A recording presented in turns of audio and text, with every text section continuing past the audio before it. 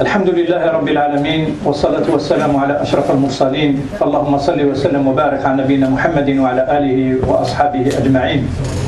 أما بعد إخوة الإيمان، يعني كنت تكلمت في موضوع مع الأخ جمال كنت تكلمنا فيه في الأسبوع يعني، وقلت إن شاء الله يعني تكون ذكرى لكلنا، يعني في بعض الأحيان أن إحنا نقتبس هذا المواضيع من حياتنا اليومية اللي رانا نعيش فيها، وهذا أمور يعني تطرح لنا يوميا، فبهذا يعني يكون إن شاء الله إطلالة، وتكون إن شاء الله تنور بها يعني طريقنا كلنا إن شاء الله، ونفهم يعني ما هو هذا الأمر. كنا تكلمنا عن الزواج يعني بصفة عامة، كنا تكلمنا عن الزواج بصفة عامة، قلت يعني ما بقاش سبحان الله كاين آثار تاع الصحابة وكاين يعني سنن بقات منسية لأن يعني ما عودناش حيناها احنا. ويعني طريقة الزواج أن نتكلم على خاصة على الإنسان اللي يكون عنده بنات للزواج ولا يعني فيها شيء من هذا القبيل. لماذا إخوة الإيمان؟ لأن يعني احنا ما رناش خير من الصحابة ولا النبيين ولا اللي اقترحوا بناتهم للزواج. وكذلك يعني نذكر على سبيل المثال كذلك الإنسان اللي يجي ويطلبوه يعني في بنته ويرفض لأمر من الأمور، والله يعني هذه الأمور لا تجوز، ونشوفوا فيما بعد لماذا يعني. Donc je voulais parler d'un sujet qu'on en a parlé avec le frère au courant de la semaine, et j'ai dit qu'il y a des traditions des sunnas du prophète sallallahu alayhi wa sallam oubliées et qu'on pratique pas, et que subhanallah ça peut régler beaucoup de situations, beaucoup de cas, et on va la voir inchallah ensemble. Autre chose concernant le mariage aussi, s'il vient vers vous, s'il vient demander la main de votre fille, quelqu'un, il faudrait qu'il obéisse à certains critères. On ne peut pas le refuser pour une cause ou telle autre. On n'a pas le droit, et vous allez tout savoir inchallah pourquoi. C'est le sujet qu'on va parler aujourd'hui inchallah dans ce court instant qui nous est alhamdulillah imparti. السنن اللي منسية هو عندنا سنة النبي من الأنبياء وشعيب عليه السلام. اقترح بنته للزواج من موسى عليه السلام إلى موسى، قال له أريد أن أنكحك إحدى ابنتي هاتين على أن تأجرني 8 حجج. لا عليه، يعني الشرط وضع له شرط. ولكن لماذا هذا الإنسان الصالح والنبي عرض بنته على موسى؟ ما يعرفوش موسى جاء من مصر، موسى كان في مصر، هجر إلى بلد آخر خارج هارب يعني فار من فرعون وملئه، فوصل إلى مدين يعني، وهذه كانت في القدس هذه المدينة. فعندما وصل وجد بنتين يعني حابسين الغنم تاعهم، الناس قاع راهي تسقي يشربوا الأنعام تاعهم إلا هذا البنتين. قالوا له ما نقدروش حتى يروحوا الرجال، يعني الناس هذوما اللي راهم يرعاو يشربوا في الأنعام تاعهم، وأبونا شيخ كبير ما يقدرش يعني يجي يسقينا. فموسى يعني يقولوا يعني موسى نزع صخرة كبيرة وسقى لهم، يعني صخرة عظيمة كانوا يجتمعوا عليها القوم يعني 10 من الناس وما يحركوهاش. موسى يعني شوف القوة اللي أعطاها له الله تبارك وتعالى. فهذه البنت عندما رجعت للأب تاعها حدثته يعني خبرته، قالت له شوف انظر يا أبي، إنسان قوي ساعدنا باش يعني قمنا بهذا الشيء هذا السقاء ورجعنا في وقت قصير جدا. فقال لها الأب تاعها استدعيه باش نجازيه أجر ما عمله. فعندما ذهبت هذه البنت وتكلمت معه وهي أتي على استحياء حياء، هذا إن شاء الله نشوفوه على استحياء، جاءت إلى موسى قالت له إن أبي يدعوك ليأجرك ليجزيك أجر ما سقيت لنا. هذا ما كان. فعندما وصل موسى إلى الإنسان قالت له البنت لأبيها يا أبت استأجره إنه القوي الأمين. قالها قوي علمناه أنه يعني قلع صخرة كبيرة. وما أدراك بأمانته، وش من الأمن هذا الأمان اللي راك تقولي يعني فيه؟ قالت له عندما كنا جايين في الطريق يعني مشات كانت البنت أمامه، جاء الريح يعني رفع لها الثياب تاعها، فقال لها موسى ارجعي إلى ورائي ودلني على الطريق. الله أكبر. شوف يعني ذاك الأمان. هاوش الإنسان يطلب من الإنسان واحد آخر حسن الخلق. حسن الخلق هذا شيء عظيم اللي أمرنا به الرسول صلى الله عليه وسلم. فلهذا يعني النبي صلى الله عليه وسلم يقول في الحديث: إذا خطب إليكم من ترضون دينه وخلقه فزوجوه إلا تكن فتنة في الأرض وفساد كبير. والله رانا فيها احنا، راهي فتنة كبيرة وراه فساد كبير. يعني الكثير من الناس ما راهمش مزوجين، الشبان ولا الشابات يعني، وحتى الكبار يعني. ما الإنسان ما ينقنطش من رحمة الله. كل إنسان عنده حق في الزواج، ولكن احنا نديروا الأسباب. عباد الله، ما راكش انت خير من شعيب ولا خير من أبي بكر عمر بن الخطاب رضي الله عنه وأرضاه. عمر بن الخطاب عندما تيتمت حفصة، والحديث في بخاري، عندما تيتمت حفصة، مات الزوج تاعها، توفى الزوج تاعها، عرضها على أبي بكر الصديق، على عثمان بن عفان. أولا عثمان بن عفان بعد ما يعني فكر قال له: أنا لا حاجة لي بالزواج، أنا مانيش نشوف يعني الزواج هذا ما نزوج. هذا ما أخبر به عثمان.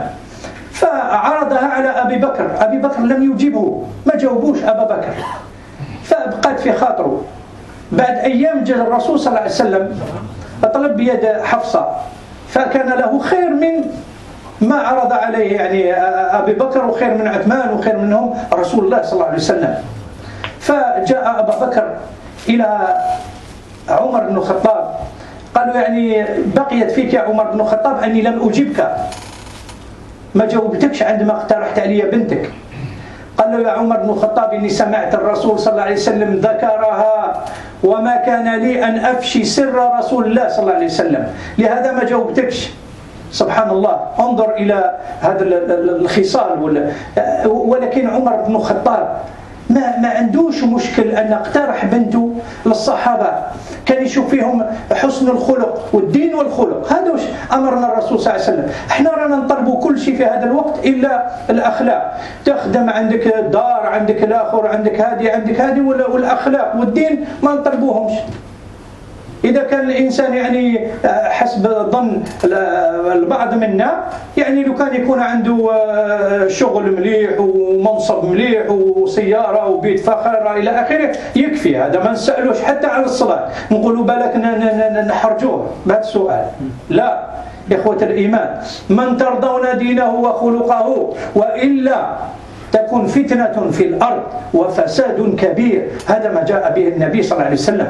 فلنتقي الله، وإن شاء الله يعني نقترح على الناس اللي نشوفوهم كفاء، اللي نشوفوا فيهم يعني هذا الخصال العظيمة، نشوفوا فيهم الدين وحسن الخلق، نقترح عليه والله ما فيها حتى شيء، لأن يعني ما نكونوش احنا خير ما نبي الله شعيب وإلا من عمر بن الخطاب رضي الله عنه وأرضاه. حتى يعني كان النساء عرضوا نفسهم على الرسول صلى الله عليه وسلم، ما فيها حتى حرج، ما فيها حتى حرج، بالعكس يعني الإنسان بالك هذه تكون سبة يعني جعلوا الأسباب، وإن شاء الله ربي يوفقنا وإياكم إن شاء الله لما يحب ويرضى. Donc le sujet que je venais d'en parler, c'est le fait qu'il y a beaucoup de jeunes filles ou de femmes ou de dames qui ne sont pas mariées, et qu'il y a beaucoup de gens qu'on voit en eux un bon comportement et la religion, mais on fait rien. On fait rien parce que peut-être qu'on a honte de proposer nos filles. Non, il ne faut pas avoir honte. Il ne faut pas avoir honte. Pourquoi? Parce qu'on n'est pas mieux que Shoaib. C'est un prophète qui a proposé sa fille à Moussa alayhi salam. Pourquoi? Parce qu'il a vu, il ne le connaissait pas. Moussa est venu d'Égypte en fuyant Pharaon. Et qu'il est arrivé à Médiane, ça se trouve à Al-Quds, en Palestine actuellement, et qu'il ne le connaissait même pas. C'est juste qu'il a aidé ses filles, qu'il a déplacé un grand rocher que 10 personnes ne pouvaient pas déplacer.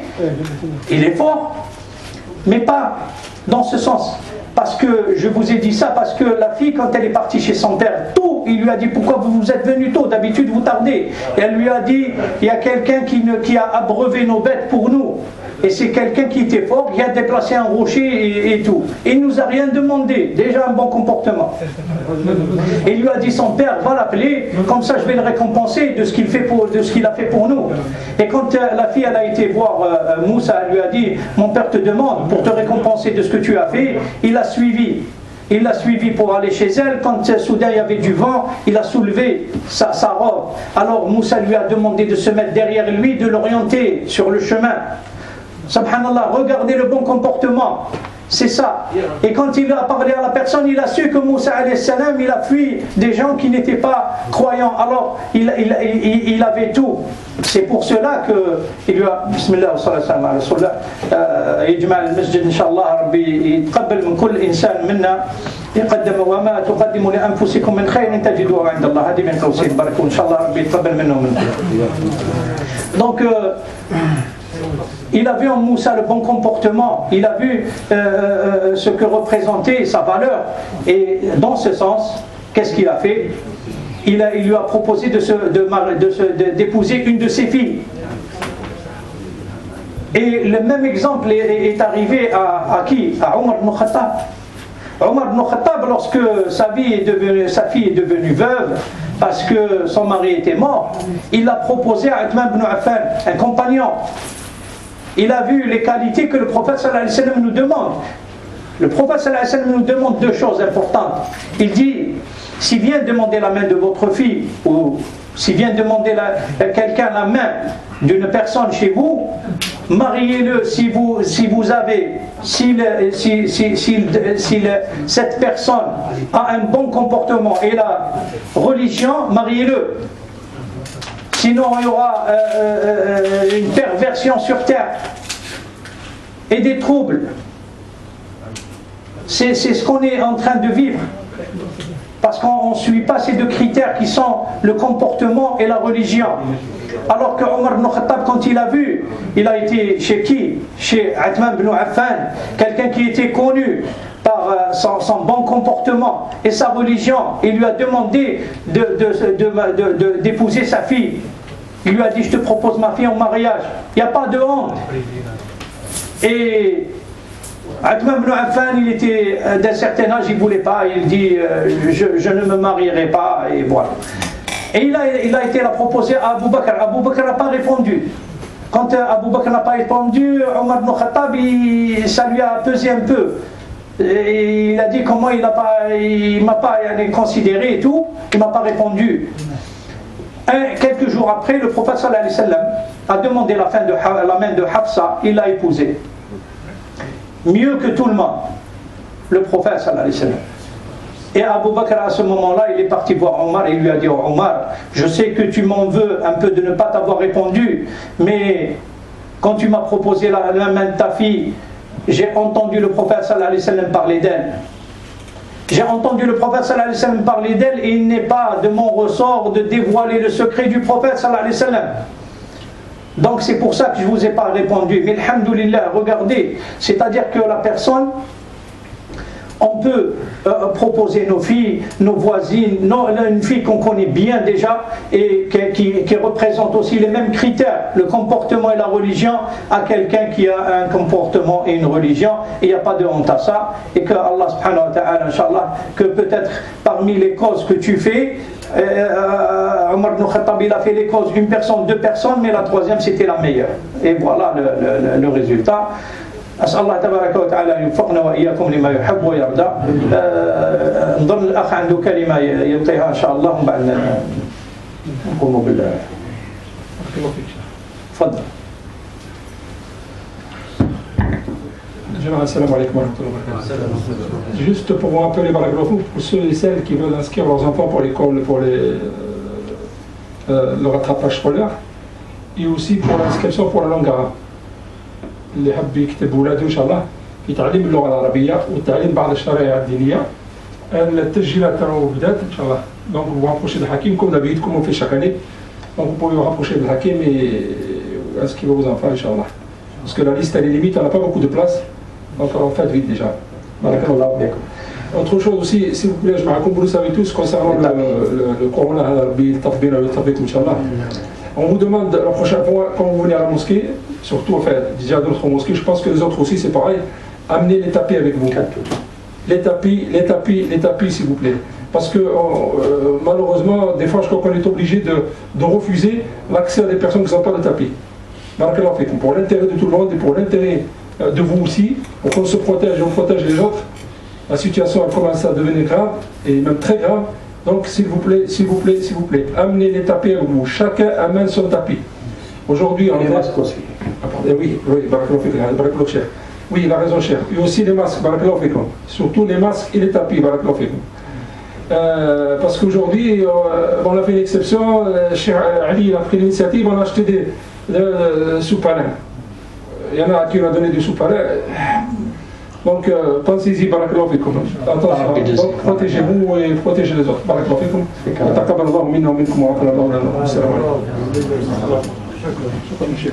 alaykum. السلام عليكم ورحمة الله.